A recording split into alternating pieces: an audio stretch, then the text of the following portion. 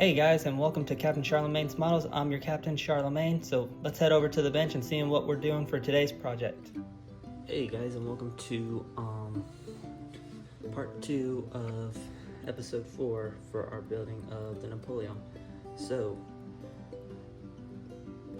today what we'll be doing, same thing as we did last time on the port side. Here on the starboard side, we're going to be adding the top gun port doors for both the middle and lower gun decks.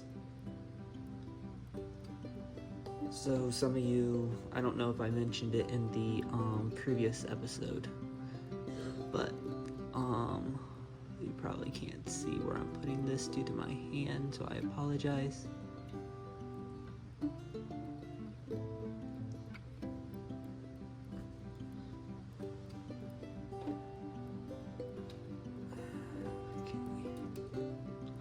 Try and do this without hitting the camera.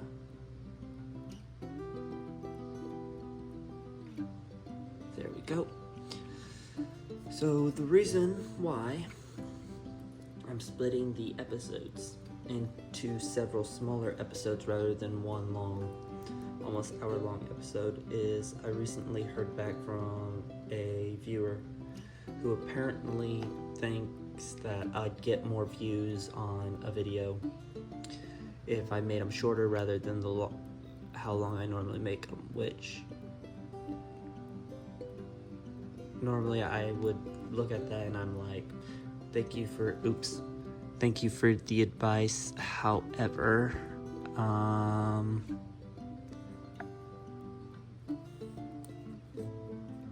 I'll keep going about it my own way. I almost made the mistake of last time, and the last time was very clear in the memory, so I would have no excuse for it this time. Those doors I was installing go on the lower gun ports, not the upper ones.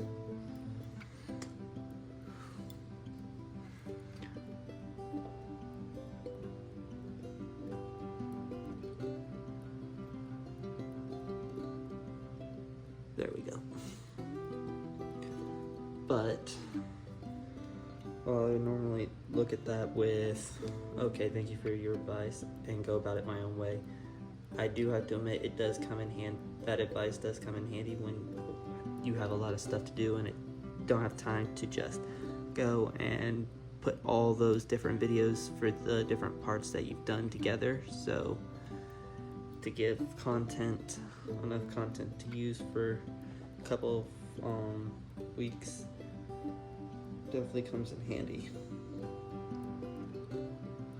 And I thank him for that advice. But once everything calms down enough, the content will return to how I normally do it, because I just find it easier to make the videos that much longer instead of trying to span everything between multiple episodes. Because I don't remember if I mentioned it. I think I did when I was building Texas. Hold on one second. Is that there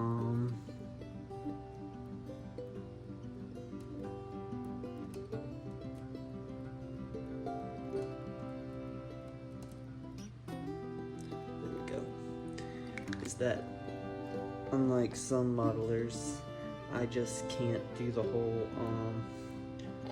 like almost 30 episodes per build. I build as fast, not fast, but as best I can with what I have available to me, and I like to do it in my own way. But then again, that's all modelers.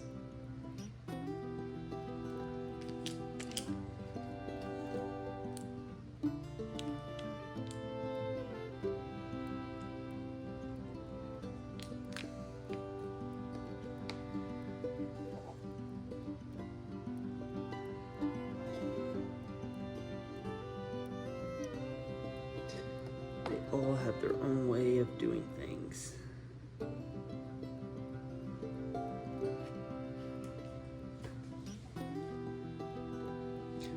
I'm going to have to find that gun door later. fell to the floor. Hopefully the carpet monster hasn't eaten it.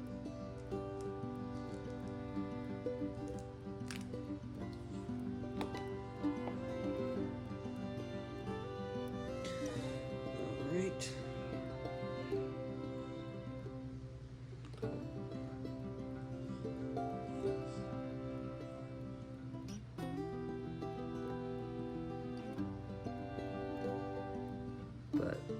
So yeah, both episode 4 and episode 5 are both going to be two-parters. So look forward to that when episode 5 comes out.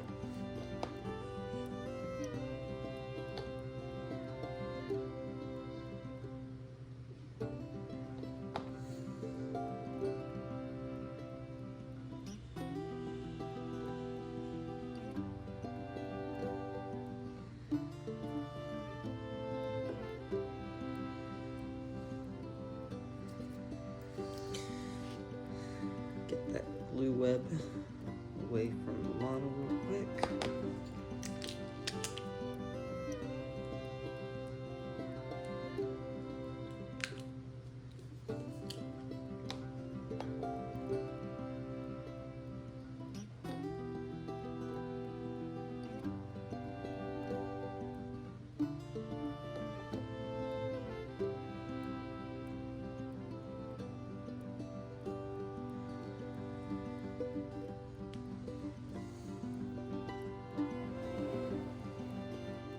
Let's get the model down some so can continue on with the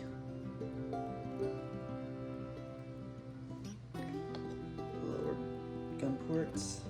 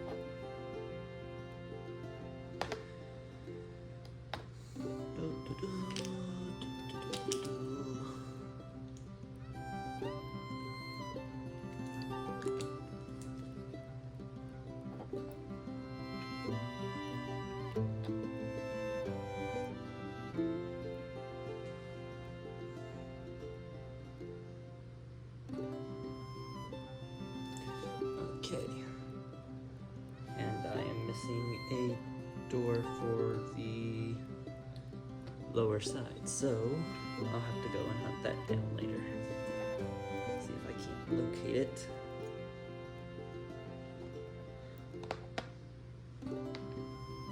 Now we are going to do the top side.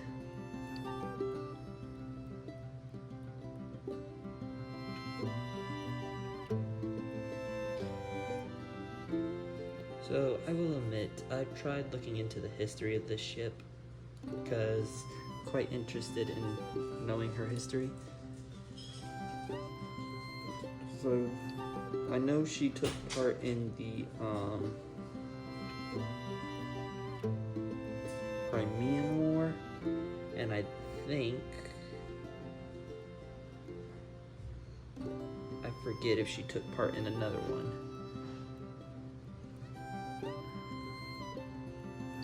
But it's amazing to think when you look at this ship, not only did it start its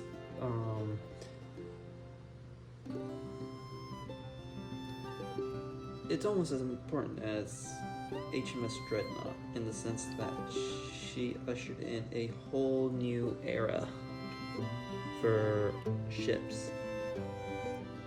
Since before her, there were no actual warships with a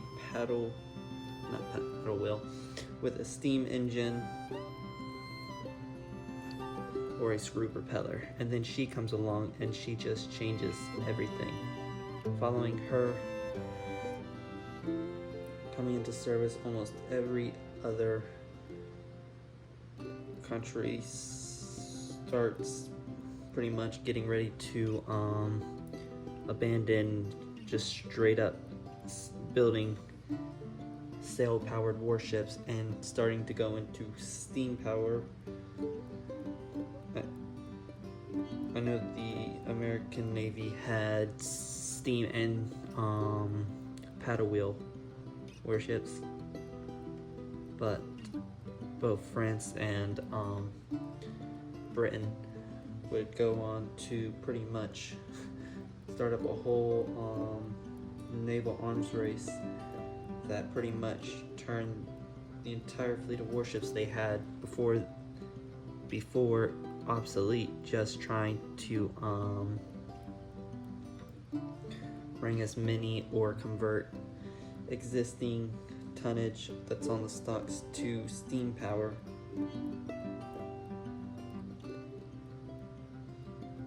And it's all thanks to this girl.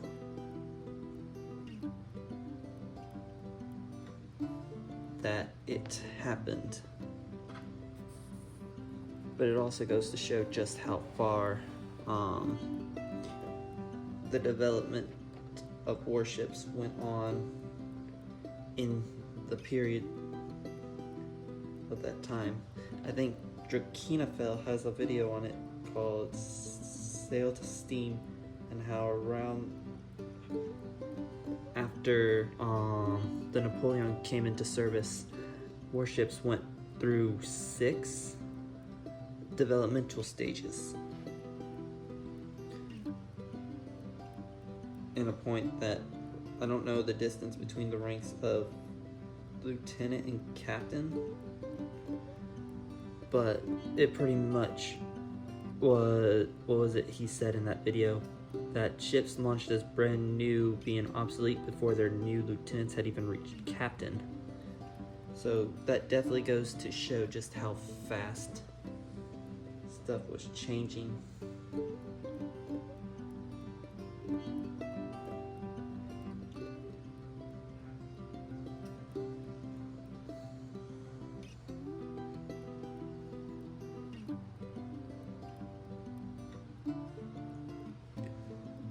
Okay.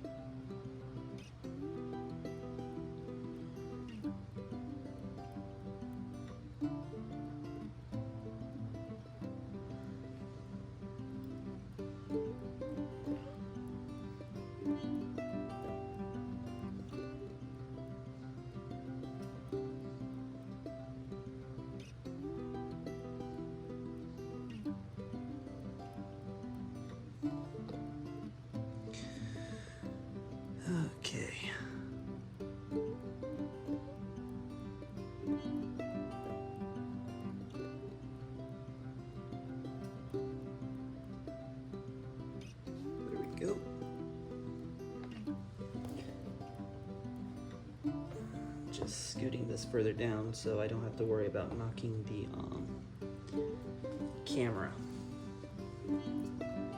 when I'm trying to attach these next several doors.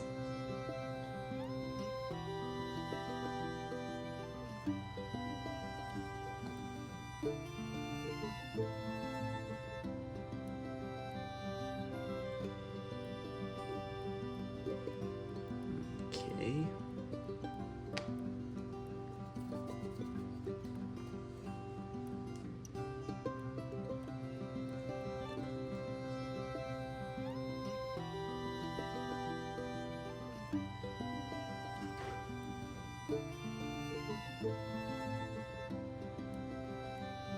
Just pardon me one moment, I have to prepare 2 more cannon doors because, well, the other day I was experimenting with the cannon doors. I was trying to figure out how the cannons in the lower hole sat in there, because when I set them in the thing, they were crooked. So what I ended up doing, and after looking over the instructions, there's several of these doors I had put in on the bottom, and that the cameras, not cameras, but cannon will sit on those, partially on those. So those have been attached earlier than they should, more as an experiment to see if that was actually the case before I.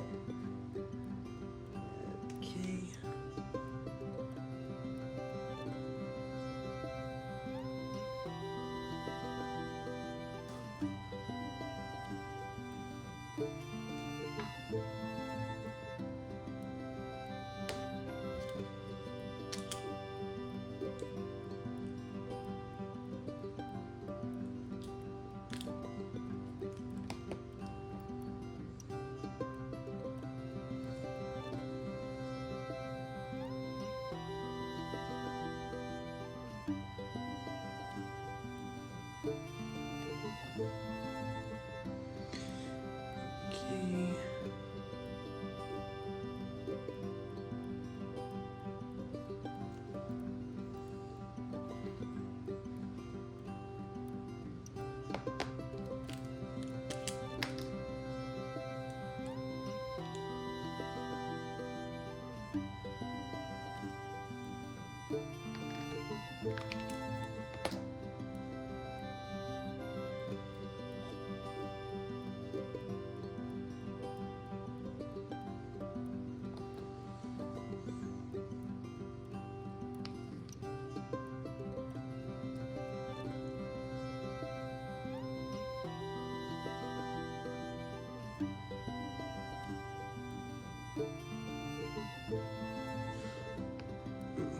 Okay.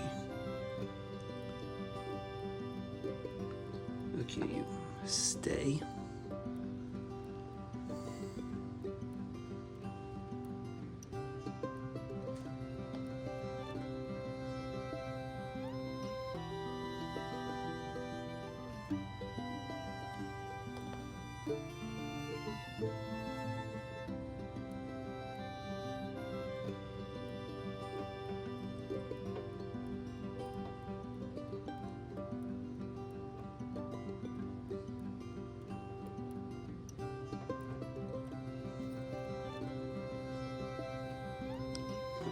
Okay.